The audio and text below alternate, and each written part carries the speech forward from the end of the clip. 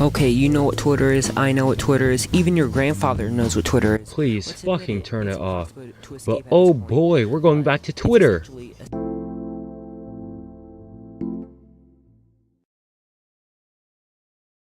If you didn't know for whatever reason, Twitter is a social media platform based upon posting short little messages called tweets. Tweets themselves are limited to 140 characters and 4 images, which is a bit underwhelming to new users, but hey, it's not like you're going to be using Twitter to write out thoughtful and meaningful messages to your followers. No, you're just going to steal memes from me IRL. It's also the only way you're going to get noticed on this website, because like YouTube, Twitter doesn't promote anything unique, such as artists, only hashtag relatable shit. And there's a lot of hashtag relatable shit. Here's where the hashtags come in. Hashtags are basically current trends that you may or may not be interested in, neatly organized into the area underneath your profile thing. Now personally, I understand some criticisms that the hashtag received. People who overuse hashtags literally trying to be noticed by every type of person, appealing to literally everyone on the planet, are a bit irritating and overall, it's just a bit desperate. Not only this, but a lot of them are really just circle jerk trends against someone, which again is pretty sad. And a lot of them that are tailored toward you don't really appeal to you. I've only found something interesting or somewhat related to someone I'm following on like 3 occasions out of like the year and a half I've been using Twitter. However, hashtags as a concept are pretty brilliant. They're kind of like categories. If you're using a hashtag related to your tweet, and as a result can get you somewhat noticed. And because of how broad hashtags are, you can gain a diverse amount of followers, meaning that you don't have to run an account purely based on memes, advertising porn, or posting images of food. It's more the people who use hashtags that really ruin them.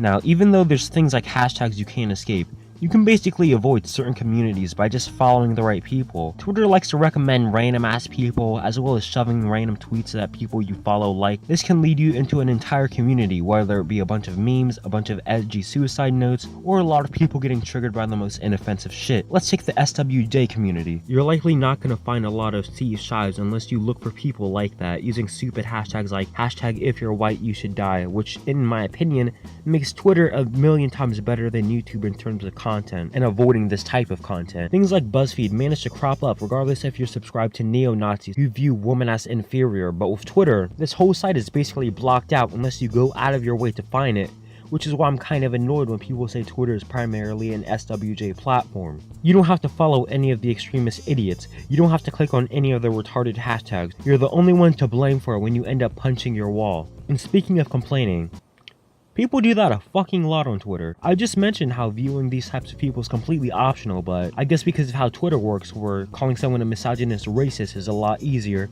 and will likely give you more attention compared to making thought out arguments, people tend to do it a lot. Twitter isn't really good for long winding discussions, but it's really fucking good for name calling. I've expressed my dismay for feminists multiple times now. or your stereotypical complaining American teenage girls who are privileged enough to have this sort of technology available at the tips of their fingers, yet still go out of their way to post about how much they hate. My problem is with the whole Tumblr reign of feminism and people on BuzzFeed who need to show off how godlike women are and how men are Satan spawned. But it's really fucking bad on Twitter. You have people literally getting triggered over a fictional character, people taking jokes out of context, deeming them to be racist. It's really just quite a mess. And yes, I know I can't do anything about it, but if you do see these types of people, please don't go and provoke them. You're only giving them the attention they crave on. You know why these SWJ communities are so big? Because people view them, and whether they're bored trolls or actual bigoted idiots, they still win at the end of the day, starting long debates that neither side can win because everyone on the planet is too stubborn to see things from a different perspective. They feed off of any publicity, good or bad, and like other extremist groups, will stop at nothing to achieve that publicity. It's really a cruel cycle, but the best way to stop it is just to shut up about it, because you're just making it worse. And on the topic of publicity, meme accounts fall into this, and I'll admit, I do follow some like me_IRL, but those are mostly for shits and giggles. I don't make sure my timeline is literally 9/11 memes. Memes are also good for getting you noticed because, well, they're popular, easy to shit out hourly, and basically assure you a moderately decent following for about 2 months. I can't say much more about memes, but Twitter memes are either one of the two. They make me laugh, mostly anti-memes, or the reason I want to die, the unfunny shit. I don't blame some people for having meme accounts, trust me. If I had enough time, I'd spend it making memes for my 30 followers, and it sounds like a fun way to gain followers, but my deal with memes on Twitter is mostly nabbing or just stealing memes.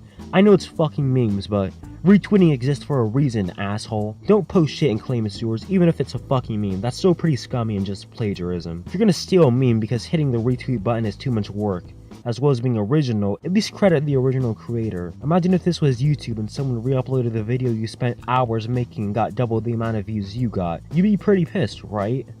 And this tweet nabbing thing isn't restricted to memes. I see art stolen all the time as well, but my point is, don't be a thief. Despite all this, Twitter can still be a great place if you play your cards right. There's still lots of insanely talented artists, YouTubers, animations, musicians, etc. who mainly post their work and their updates through Twitter, kind of like what Facebook was in 2007. If you look past the shitstorm, the character limits, and follow somewhat sane people, you might enjoy your stay on Twitter. You can even develop some kind of audience by just doing what you love, or even keeping your fanbase updated with your life. It all depends on how you use Twitter, really, as long as you're not stealing. Stealing isn't good. Twitter is truly a strange place. It can either be a place where you come in contact and meet new, interesting people, or it'll annoy the hell out of you. It's kind of like something that you can customize and choose how everything turns out. You can use some things like hashtags to your advantage. You can become engrossed in different communities, you can steal memes, you can complain about people of a certain race. It's all up to you really, but hopefully you don't do the last two things. Especially the stealing thing. Stealing isn't good.